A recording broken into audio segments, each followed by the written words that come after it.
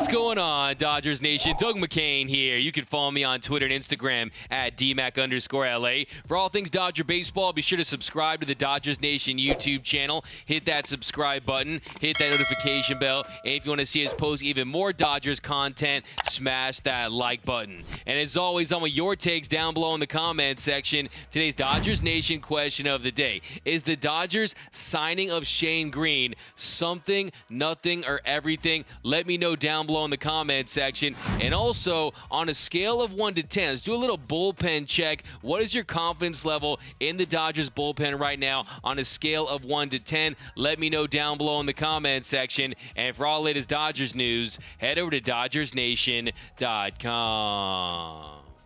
So it was Dre night last night at Dodgers Stadium. The Dodgers' number 7 prospect, Andre Jackson, made his MLB debut, and he pitched well. He goes 4 innings, gives up no runs, had 5 punch-outs, allowed 2 hits, had 4 walks, 71 pitches total, 39 first strikes. So the command wasn't elite, but you saw some really nice swing and miss stuff. He averaged 92.7 on the 4-seam fastball, and you saw that filthy changeup that we've heard so much about. 3 of his 4 punch-outs came via that changeup, 1 via that 4-seam fastball, and he got no run support from the Dodgers. He comes out and he has to pitch in a tight game in a division race. I think he handled it well. I like the way he battled his way out of jams. They definitely have something in Andre Jackson. Starting to make you feel better about giving up Josiah Gray in the trade for Max Scherzer and Trey Turner. And last night, Andre Jackson became the 34th pitcher that the Dodgers have used this year. Yes, 34, as in Fernando Valenzuela, number 34.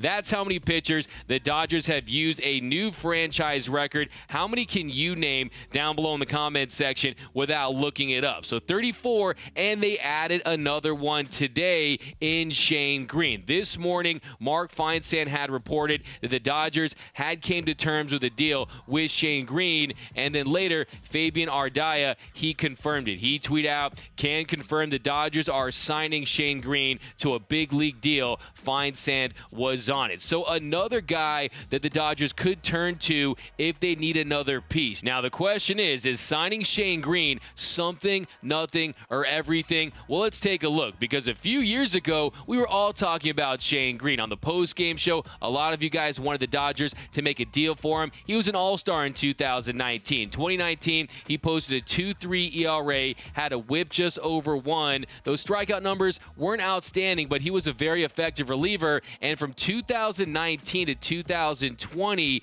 he had a 2.39 ERA through 90 1/3 innings pitched. But you started to see that K percentage go down. It went from 23.5% down to 19.3%. And the Braves, they signed him in May after no team wanted to take a flyer on him in the offseason. That was really what raised some eyebrows with Shane Greene. He sat the entire offseason. No one picked him up until he went back to the Braves in May. He spent a couple weeks down in AAA, and the Braves called him up in June, and that's where he proceeded to get rocked. He gave up 16 runs in 17 innings pitched, posted an 8.47 ERA, gave up 22 hits and 5 home runs in 17 innings of work. The Braves released him a few days ago, and the other thing too is you're seeing a lot of hard contact. That ground ball rate has gone down. It's actually sitting at a career low, 30.4% at the moment. And can he be effective with the Dodgers? If the Dodgers could get him right, they could definitely benefit from another right-handed reliever. With the injuries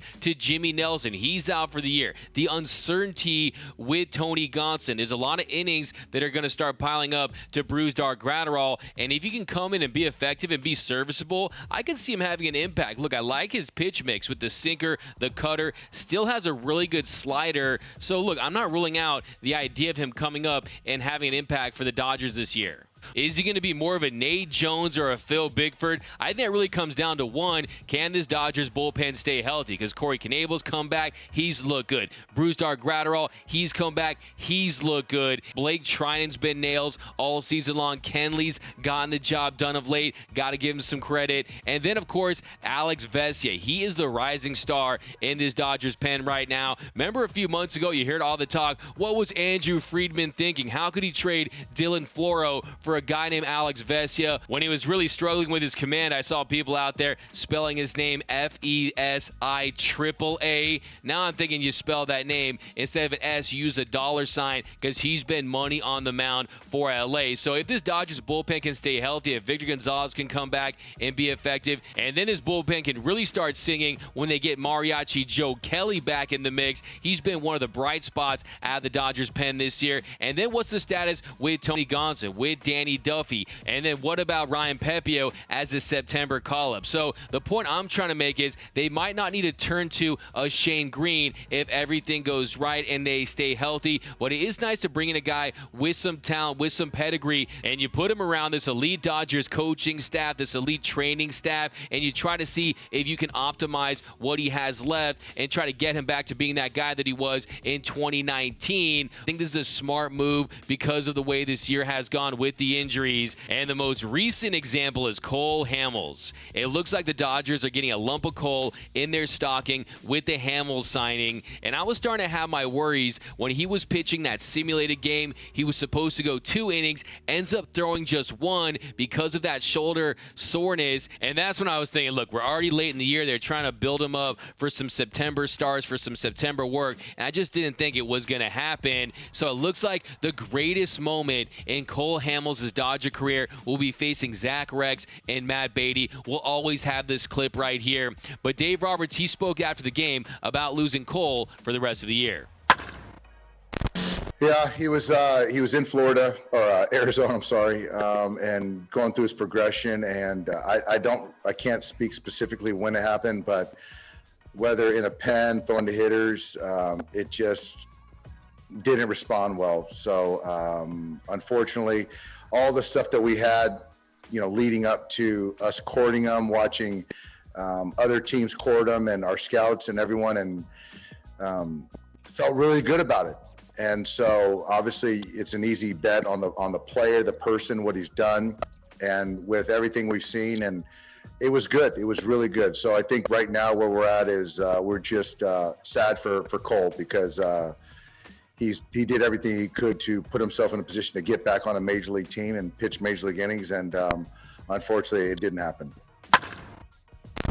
So I guess the question is, did you really lose him if you never really had him? But it's unfortunate that he couldn't make his comeback. It's a cold world for Cole Hamels. But look, this guy's already a World Series champion. He's a World Series MVP. He has more money that you can spend. He's going to be fine. Hopefully, he can make one more run at it next season. And as far as the Dodgers, as far as this being a bust for LA, I just look at this as the Dodgers leaving no stone unturned, trying to look at every opportunity to make this team better. Yes, it was a bust of a signing because they're basically going to give him $1 million just for the attempt at the comeback, but they also made the trade for Danny Duffy, and there's some other reinforcements, but it does make the comeback of Clayton Kershaw that much more important. And then how about David Price? David Price has looked really solid since moving into that starter's role. He's gone at least 4 innings in his last 5 starts. He's averaging 4 2/3 innings as a starter. He's pitched into the 6th inning on 2 different occasions, so give him a lot of credit. And one more note, the Dodgers have selected the contract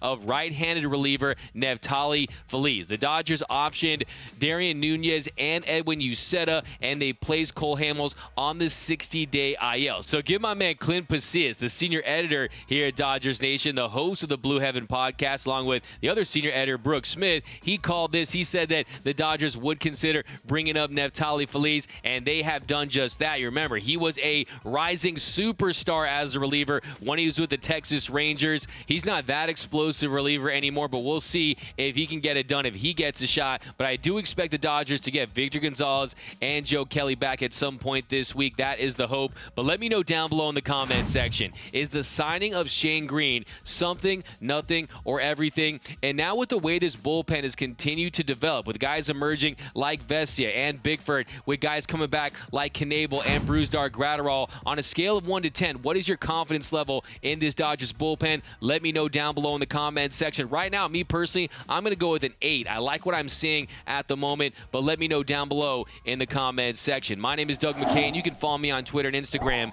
at DMAC_LA. That's at DMAC_LA. For all things Dodger baseball, be sure to subscribe to the Dodgers Nation YouTube channel. Hit that subscribe button. Hit that notification bell. And if you want to see us post even more Dodgers content, smash that like button. For all latest Dodgers Nation merch, head over to gearup.la. Some of the best Dodgers t-shirt designs in the game. You're going to find it right over there at www.gearup.la. Download the new Dodgers Nation app for my Android and iPhone users. It's getting a lot of great feedback. You're definitely going to download that. For latest Dodgers news, head over to DodgersNation.com. And until next time, think blue, bleed blue, and I'm out.